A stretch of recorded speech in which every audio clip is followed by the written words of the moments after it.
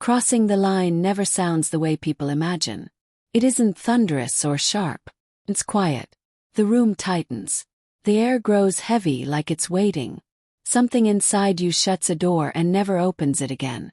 She delivered it with a smile. Polished, rehearsed, the one she used in depositions and press photos. Smooth, controlled, precise. Think of him as a trial version, she said, amused, as if she were sharing a witty aside instead of ending a life she'd helped build. Some marriages are just drafts. A ripple of laughter followed. Not warm, not cruel. Nervous, careful laughter from people who didn't know where to stand. Then she faced me, eyes clear and steady, and held out a slim white envelope. Divorce papers. It was opening night at her wellness institute. Glass everywhere. Muted music. Investors in tailored suits. Her parents seated proudly in front. Near the entrance, a brushed metal plaque bore my name, founder, principal backer, husband. Soon to be none of those. I didn't flinch. That startled her. It startled the room. I accepted the envelope, feeling its neat, deliberate weight. I nodded once, as though she'd handed me a parking ticket instead of a judgment. The real silence arrived afterward, spreading slowly like a delayed tremor. I felt empty, untouched. The clinic glowed with ambition. Floors gleamed like mirrors. Lighting calibrated to inspire trust. The smell of disinfectant blended with champagne. Health and wealth in one breath. Her colleagues lined up behind her. New board members hovered close. A man I didn't know rested his hand at her waist. Casual and proprietary. I noticed everything. I always had. That attention built my companies. That attention loved her. I filled in gaps, absorbed pressure, made sure she could shine. That night I was set dressing. No longer required. Around the room, eyes slid away from mine. The finance director suddenly found the wall fascinating. The attorney tightened his jaw. The architect who'd begged me to approve cost overruns stared at the floor. They sensed what had happened, even if they didn't yet understand what it meant. I excused myself. Applause rose behind me as I walked out. Sounded like a countdown. In the car, I left the envelope unopened. There was nothing inside I didn't already know. The marriage hadn't ended because of infidelity, though I'd suspected that for months. It ended because of contempt. Love can survive betrayal. Cannot survive disrespect. I drove slowly, letting the city smear into light and shadow. Shock cooled into something sharper, more deliberate. By the time I reached home, grief had burned off, leaving clarity.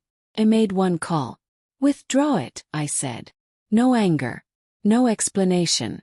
Pause. Breath. Then agreement. Every dollar. The seed funding. The equipment leases. The vendor guarantees. The bridge financing. All personally secured. The backbone of her vision. I slept deeply.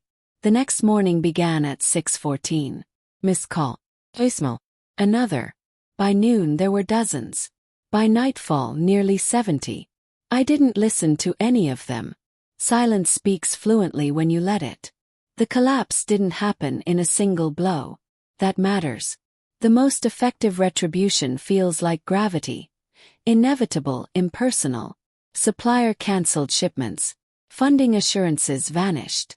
The bank froze operating credit due to a covenant breach. Lab technicians failed to show up.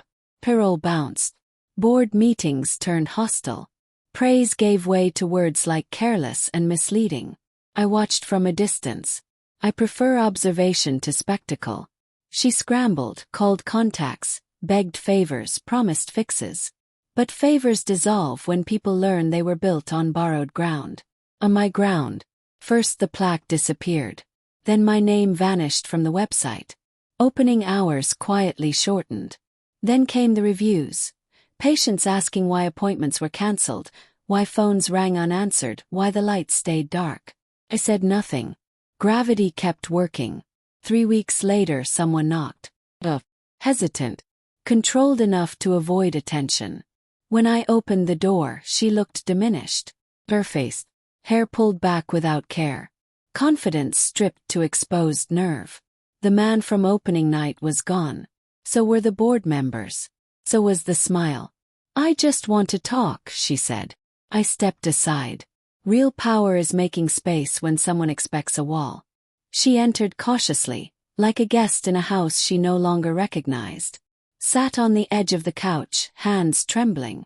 "I didn't think you'd do this," she whispered. I poured myself a drink. "I didn't offer her one. You misjudged me." Her tears started carefully, then became real. "You destroyed me." I met her eyes for the first time since that night. No. I stopped holding everything together. Silence pressed down between us. "You humiliated me," she said.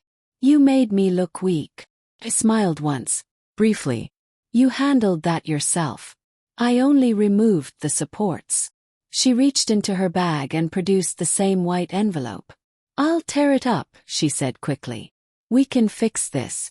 Start again." I didn't reach for it. "There was a moment," I said evenly, "when you could have apologized privately. Like an adult." She nodded rapidly. "But you wanted witnesses," I continued. "You wanted to feel untouchable." Her breathing caught. "So I made sure you felt powerful." "Open the door." She stared confused. "I loved you," she said. "I know," I replied. "You loved what I made possible." She stood slowly, scanning the room as if searching for leverage hidden in corners. There was none left. At the door she paused. "What happens now?" I studied her for a long moment. "Now you learn the difference between confidence and arrogance." I closed the door quietly. No slam. No performance. Just an ending. Later that night I listened to one voicemail, the first. Her voice was light, amused, certain I'd respond. I deleted it. Some lessons don't need reminders. They need consequences.